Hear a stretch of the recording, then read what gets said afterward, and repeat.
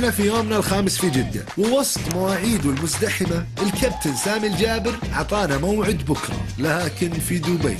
الشغل في دبي بنخلصه في يوم واحد فقط. احنا في طريقنا للتعرف على عبد الله ومحضرين له بالتعاون مع والده. مفاجأتنا حتبدأ الآن. الخطة كالتالي: ندخل على عبد الله وهو قاعد يشرح، في نص الشرح حقه بنقول نستقنا لك لقاء مع MBC برو سبورت. وعلى وصلة الكرفان تعرضنا لهجوم شرس وصاخب.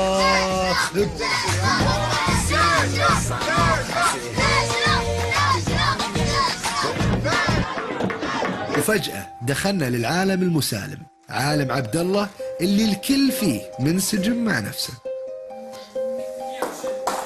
يلا 1 2 يلا جدول.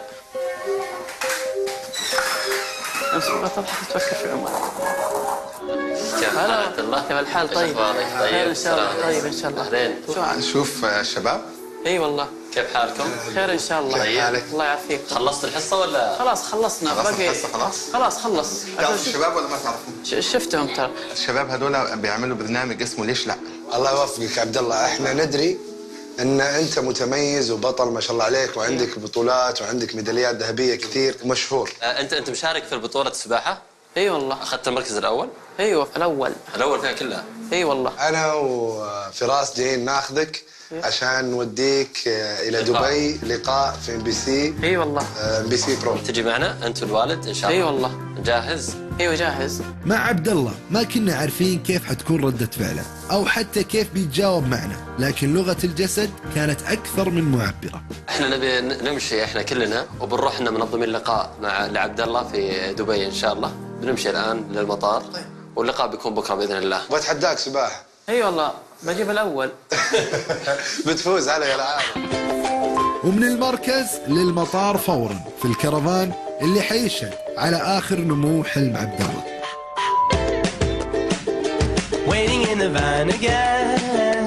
عبد الله سمعت انك تحب سامي الجابر. اي والله. ليش؟ كذا عشان العب معاه كوره. هو افضل لاعب؟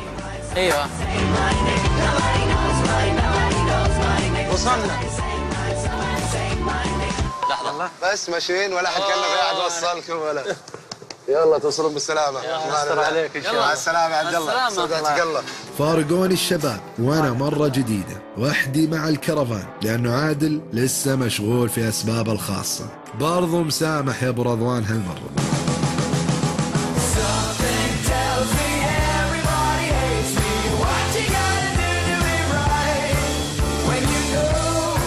وصلوا الشباب على دبي، وعبد الله متحمس جدا لمقابلته على برو سبورت، على امل انه بكره يلاقي اكبر بكثير من اللي هو متوقع.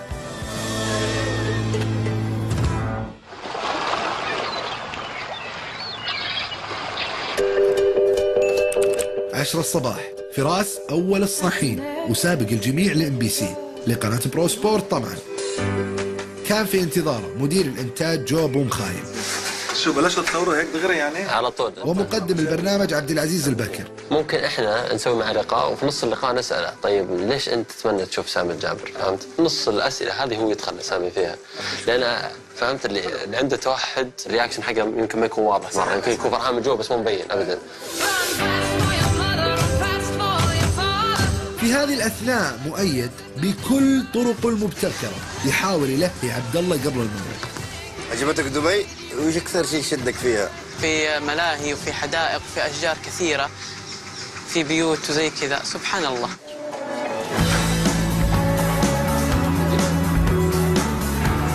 يعني مثلا لو بيجلس هنا وسامي بيدخل من هنا لازم يكون ماضي ظهر. الفترة اللي هو فايت فيها ليشوفوا إذا هو لمحه رح يكون ضايع إذا عم بشوف صح ولا لا يعني. أنا متحمس زيكم ما أدري شو اللي بيصير.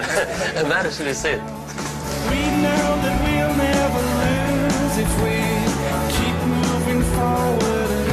أما فراس في الاستديو وكل همه يؤمن لعبد الله الجو المطلوب والمريح.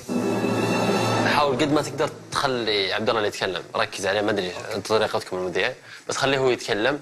هو بيعطيك كلمتين اللي هي اي والله اي والله ان شاء الله افوز، اي والله هذه كلمتين اكثر كلمتين. حاول تطلع، عطى اسئله مختصره لان الاسئله الطويله توتر الطفل التوحد. اي وصل.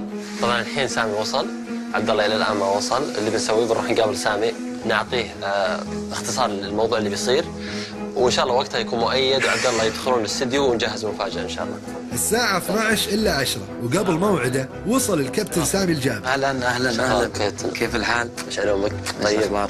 ايش علومك؟ طيب. العزيز كابتن سامي، احنا اخذناك في نص الدوري، ممكن اشغلناك حتى، بس احنا الحين قاعدين نرتب مفاجاه لشخص اسمه عبد الله. عندي خبر. ايه، عبد الله هذا عنده اضطراب التوحد، يقول حلم حياته انه يقابل كابتن سامي الجابر. هذه امنيته، يعني اذا شافك انا صراحه انتظر اللحظه هذه، ابي اشوف ايش اللي يصير. يردد الفعل عند الناس اللي مصابين بهذا المرض يمكن بس انه فريز الرجال، ما يقدر، ما عنده اي رياكشن، فهمت؟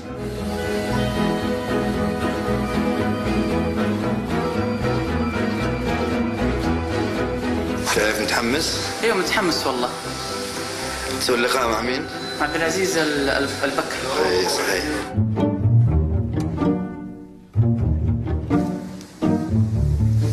يا اهلا وسهلا. تفضل عبد الله. هلا والله عبد الله كيف حالك؟ شو اخبارك؟ الله يسلمك. طيب الله يعافيك. نورتنا. تفضل الله. تقرب عبد الله معي. يلا انتم جاهزين؟ معنا عبد الله ووالده عبد الرحمن الغامدي. اهلا وسهلا فيكم معنا في الام بي سي برو سبورتس. سعيدين جدا. جوال الشيء اللي جبته من الصين ولوس انجلس. بسم الله الرحمن الرحيم. احنا بدينا على الصين في احتياجات الخاصه في 2007. ورحنا للبطوله، بطوله قطر مركز احتياجات الخاصه في 2008. في وش جبت ميداليه؟ ذهبيه. ما شاء الله ما شاء الله.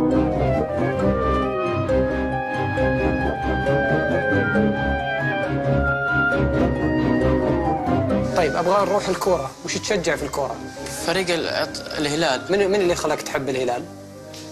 سامي الجابر. وش معنى سامي الجابر؟ يعني وش اللي حببك بسامي الجابر؟ يعني عشان بيصير رجل ذيب في اسمه. يعني ودك تقابل سامي الجابر؟ اي والله. لا ما قعدت في الملعب وشفت سامي في الملعب وهو يلعب كوره ولا؟ اي ما قد شفته ولا عرفته. ودك تشوفه؟ اي والله ابغى اشوفه والله. وهذا الكابتن سامي الجابر اللي انت تحبه. الحالة انت بطل. اي والله انت بطل. الله يرحمك. كيف الحال؟ كيف صحتك؟ اكمل لقاء عندك؟ كمل لقاء. تفضل يا ابو الجابر. كيف حالك؟ الله يسلمك. احنا اول شيء فخورين فيك. اي والله. انا يعني سعدت انك اكون واحد من الامنيات اللي. اي والله. يا اهلا وسهلا. ابو عبد الله طبعا ممثل السعوديه في السباحه وماخذ ميداليات ذهبيه عالميه. ما شاء الله. علم الكابتن سامي. سباحه ايش بالضبط؟ الحره. السريعه. الحمد لله. واذا جبت البطوله نحتفل سوا ان شاء الله. اي والله. عبد الله. نعم. ايش رايك في الكابتن سامي؟ يعني كويس. هو يلعب كورة عشان يصير رجل ذيب. ايوه. يصير رجل ذيب. انت الحين الذيب حق السباحه. اي والله. مبسوط عبد الله؟ والله انا اكثر مبسوط. عبد الله اللي بالعاده مقل جدا بالكلام ولا تسمع صوته، فتح قلبه لممثله الاعلى، وكصديقين قديمين اتضح ان عندهم معارف مشتركه. معايا وقعد كانت في معلمه غريبه. هذه اختي فوزيه. فوزيه علمتك برضو صح؟ ايوه دربتك. يعني انا برضو واحده من اخواتي اختي فوزيه.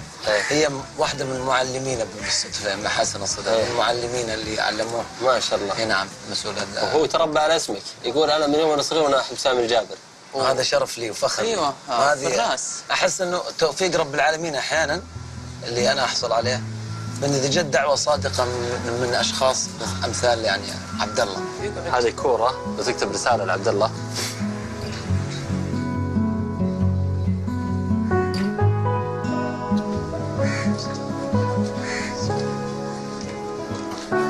هذه هديه. يا سلام ما شاء الله. نسيت اكتب الذيب. ايوه الذيب. اي والله. الذيب. الكابتن سامي يقول لك الى عبد الله البطل مع اطيب الاماني وبالتوفيق والنجاح. اخوك سامي الجابر الذيب. اي والله. وانت الديب. اي والله. شكرا يا عبد الله. شكرا والله يا ابو نجاح. الف شكر الف شكر.